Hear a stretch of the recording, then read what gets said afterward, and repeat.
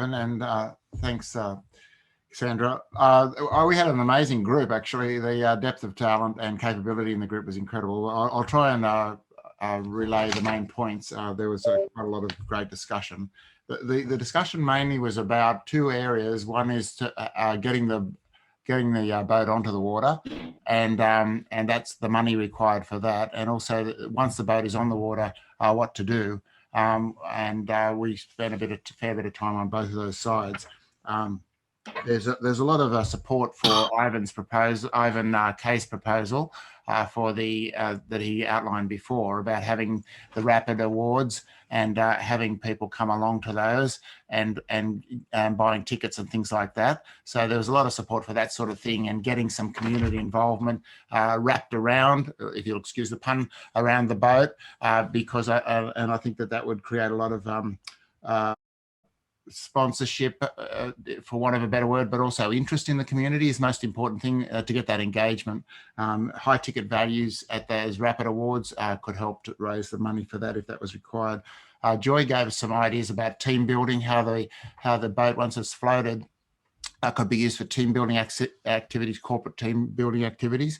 Michael Battridge has had extensive experience and has recently put a boat in the water up in the Hawkesbury area, and he gave us some input about what private equity people would want if they were investing in the project, and that they'd want an exit plan, but also, and probably a modest investment rather than a usual aggressive investment requirements.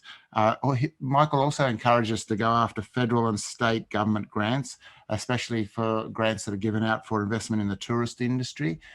He said these are regularly available, and that we shouldn't think it's like picking up a donation or a charity thing. It's actually a business investment, and that we should be actively pursuing those sorts of things.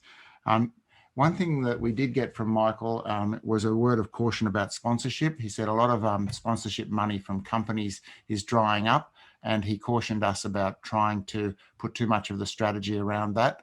And then the discussion went into an area where companies are encouraged to be a corporate sponsor for the event, in much the way that Ivan came into our session at that stage, talking about how the MCA is sponsored by large corporations. I go to the Australian Chamber Orchestra, and it has Maserati and a whole bunch of other people sponsoring them. So that sort of corporate sponsorship. But what Schwartz said to us in the group was that they want recognition for that, and if you do take that money, then they want the branding and the recognition. Ivan Schwartz introduced to us the concept of ROD, which is a return on donation, and that sort of branding and some sort of presence or some sort of free tickets or something like that, which Ivan Kay also mentioned. So as you can see, a lot of ideas, and one of the things that and Harris mentioned in the group also was the fact that we could go out to just average people in the community who, instead of going out for dinner, would come onto the ship or the boat as a cultural exercise, and so that there was that opportunity as well.